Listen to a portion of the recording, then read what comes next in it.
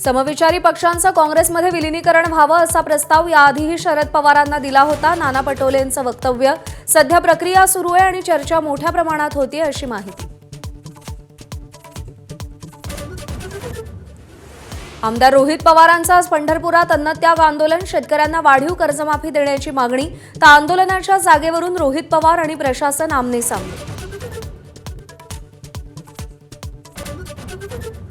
अमरावती विधान परिषदेत काँग्रेस निवडणुकीच्या मैदानातून बाहेर पडण्याची शक्यता, वंचित बहुजन आघाडीच्या उमेदवाराला पाठिंबा देण्याची चर्चा, तर हर्षजित देशमुख निवडणूक लढवण्यावर ठाम।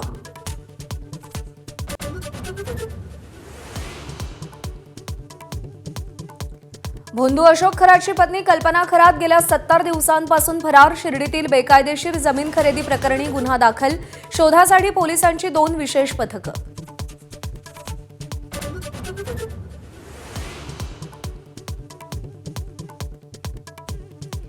मुंबई विमानतळावरती 12 कोटींचा गांजा जप्त, सौंदर्य स्पर्धेतील उपविजेती हर्षा सनीला अटक, बँकॉकहून ट्रॉली बॅगमध्ये 12 पॅकेटमध्ये गांजा आणला, अनोळखी व्यक्तीनं बॅग भारतात न्यायला सांगितल्याचा हर्षाचा दावा।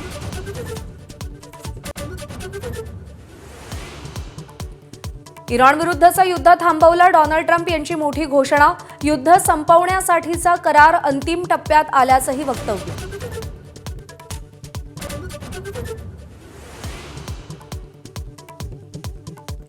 प्रशांत महासागरात एल निनो सक्रिय झाल्याची क्लायमेट प्रेडिक्शन सेंटरची घोषणा, यंदा 1950 नंतरचा सर्वाधिक तीव्र एल निनो राहण्याचा अंदाज।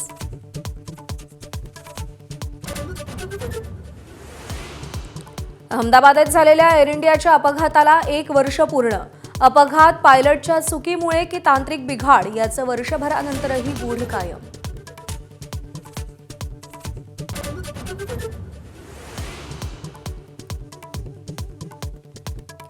कोल्हापूरच्या अंबाबाईच्या मंदिरावर 1.5 किलो सोन्याचा कळस बसवला, गोव्याचे माजी मुख्यमंत्री प्रतापसिंग राणे यांच्याकडून कळस अर्पण, कळसाची 2.5 ते 3 कोटी रुपये किंमत।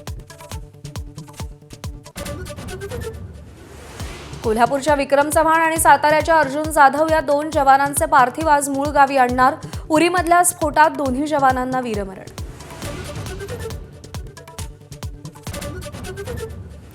इंग्लंडमध्ये आजपासून महिलांच्या T20 वर्ल्ड कपचा थरार, इंग्लंड आणि श्रीलंकेत पहिला सामना, भारताचा पहिला सामना पारंपरिक प्रतिस्पर्धी पाकिस्तानशी।